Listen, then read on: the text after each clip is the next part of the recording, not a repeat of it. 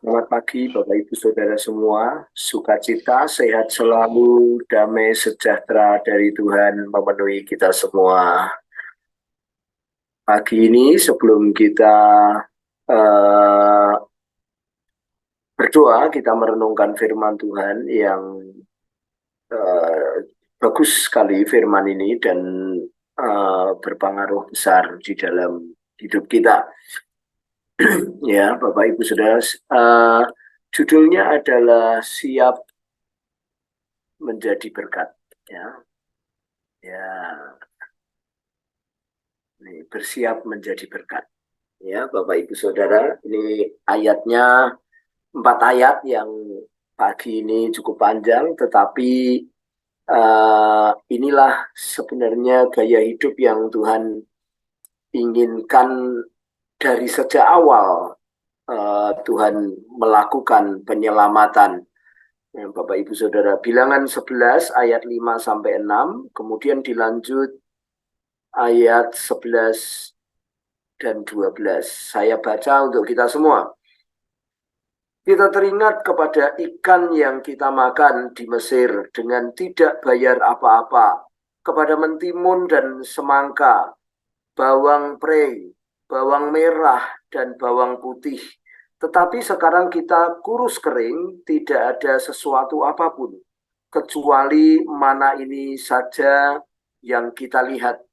Bapak Ibu Saudara, ini adalah perjalanan bangsa Israel, ya Bapak Ibu Saudara, dan dia melewati lini waktu, dia melewati wilayah demi wilayah, dan tentu perubahan demi perubahan itu terjadi, Bapak Ibu Saudara ya. Nah, mereka semua bersungut-sungut ketika dalam perjalanan itu. Kenapa adanya perubahan demi perubahan? Adanya situasi demi situasi yang dihadapi tidak sesuai dengan masa lalunya, tidak sesuai dengan masa zaman dulunya. Ya, zaman dulu lebih enak. Dia ingat bahwa daging gratis, kemudian segala sesuatu enak. Betul-betul di Mesir mungkin mereka merasakan madu dan susu dan juga masakan semua murah, semua enak gitu, semua tidak perlu kerja keras.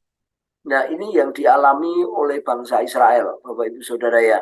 Ini yang dialami oleh mereka dalam perjalanan keluar dari tanah Mesir menuju tanah Kanaan. Nah, Bapak Ibu Saudara, di situasi sekarang juga sama. Perjalanan hidup kita ini melalui masa waktu, saudara-saudara ya, yang mungkin gitu tidak lebih enak dari masa lalu. Tetapi masa lalu tidak bisa kembali ke masa depan.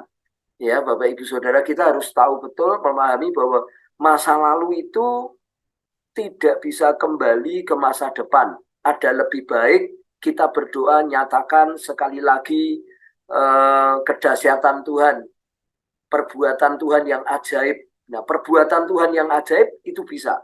Tetapi Bapak Ibu Saudara, Mesir, teman-teman, saudara-saudara kita yang bangsa Israel yang diceritakan di sini, dia justru mengingat mungkin tahun 70-an, tahun 80-an, yang mungkin beras masih harga Rp200, ya pisang gratis.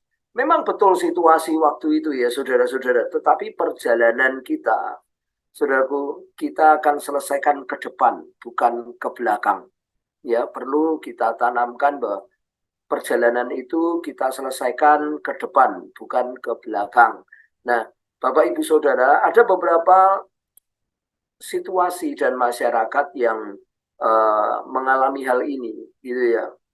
Enak zamanku toh, atau lebih baik kita ini seperti dulu, gitu ya. Sistem masa lalu, gitu.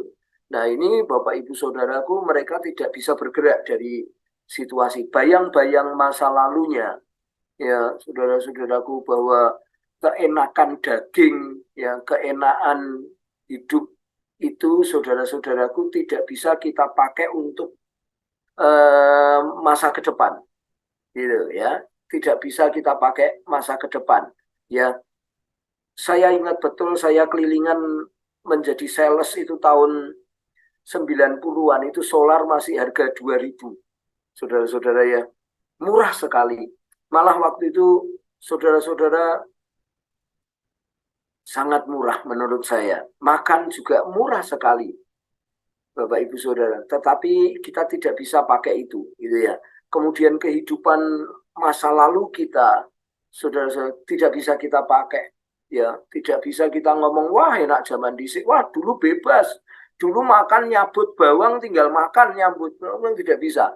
Ya, Bapak Ibu Saudaraku, kita harus berpikir masanya berbeda, zamannya berbeda, pemerintahannya juga berbeda. Ya, Bapak Ibu Saudara. Nah, hal ini semua bisa membuat orang itu memiliki bayangan masa lalu dan tidak bisa bergerak. Padahal masa yang baru sudah datang.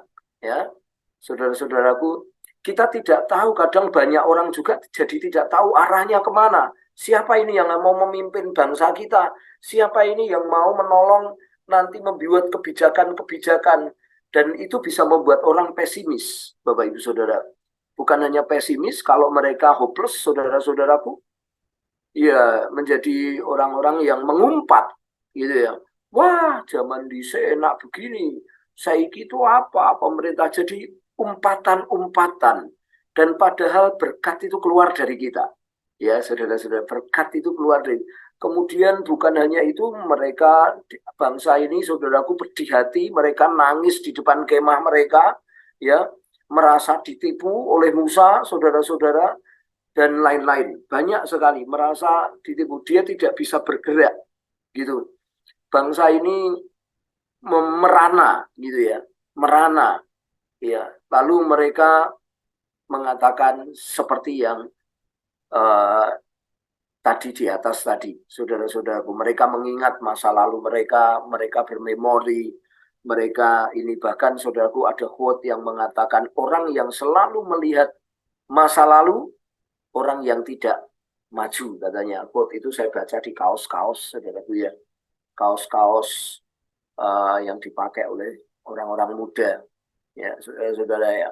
Nah, saudaraku, kita mesti ketemu dengan orang-orang seperti ini. Di dunia banyak, ya. Saudara, di dunia kita, di sekitar kita, di sekeliling kita, banyak sekali. Ada mereka yang punya mekanisme pelarian, kehidupan malam. Saudaraku, ada mereka yang cuek. Saudaraku, ada mereka punya mekanisme, saudaraku, olahraga terus, ya, karena tidak mau mikir yang seperti itu, saudara-saudara. Jadi mereka banyak sekali di sekitar kita, di sekeliling kita, ya, Bapak Ibu Saudara. Jadi kita mesti menemuinya. Saudara-saudara, kemudian ini yang harus kita kerjakan. Bapak Ibu Saudara, di ayat 11 dan 12 ini, Bapak Ibu Saudara ya, demikian firman Tuhan, ini Musa yang ngomong. Kita teringat kepada ikan yang kita makan. Saudara, dia katakan demikian, saudaraku. Ya.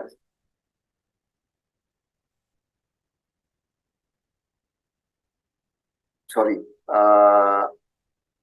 saya salah mencatat. Ya. Lalu berkatalah Musa kepada Tuhan, katanya. Ya. Mengapakah kau perlakukan hambamu ini dengan buruk, dan mengapakah aku tidak mendapatkan kasih karunia di matamu, sehingga engkau membebankan kepadaku tanggung jawab atas seluruh bangsa ini? Akukah yang mengandung seluruh bangsa ini, atau akukah yang melahirkannya, sehingga engkau berkata kepadaku, pangkulah dia seperti pak pengasuh memangku anak yang menyusu.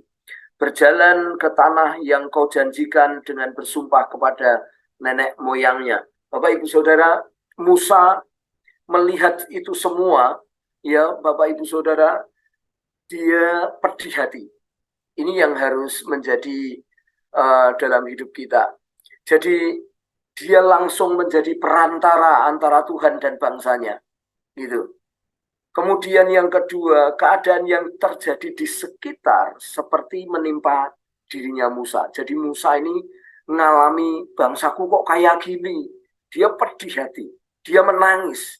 Saudara-saudara, dia melihat situasi itu, dia tidak syukur-syukur gitu. Tetapi dia seperti itu menimpa dirinya, gitu ya. Kemudian yang ketiga, saudara-saudara, dia merasa bertanggung jawab, oleh karena itu dia datang kepada Tuhan. Ya, yang ketiga, dia harus menopang. Saudara-saudara, situasi dia mengatakan bahwa akukah yang melahirkan mereka? Dia tanya kepada Tuhan. Saudara-saudaraku, akukah yang harus menanggung ini semua, saudara-saudaraku? Itu semua menimpa hatinya Musa, pikirannya Musa. Saudara, Bapak Ibu Saudara yang dikasihi Tuhan, adakah kita memiliki hal yang sama seperti Musa kita berdoa pagi hari ini? Bapak Ibu Saudara, adakah kita, saudara-saudaraku, melihat mau, ya Bapak Ibu Saudara, kita mendengarkan keluh mereka, kita memberikan sedikit kekuatan hati mereka, sebab kitalah yang punya hati lidah seorang murid yang dengan perkataan kita bisa menguatkan mereka. Adakah kita datang kepada Tuhan pagi hari ini mewakili hal-hal yang ke depan mereka putus asa? Mari Bapak Ibu Saudara, pagi hari ini saya ajak Anda seperti Musa, saya ajak kita semua datang kepada Tuhan, ya, merasa seperti seorang bapak yang harus memangku dan menyusui anak-anaknya. Mari kita datang kepada Tuhan.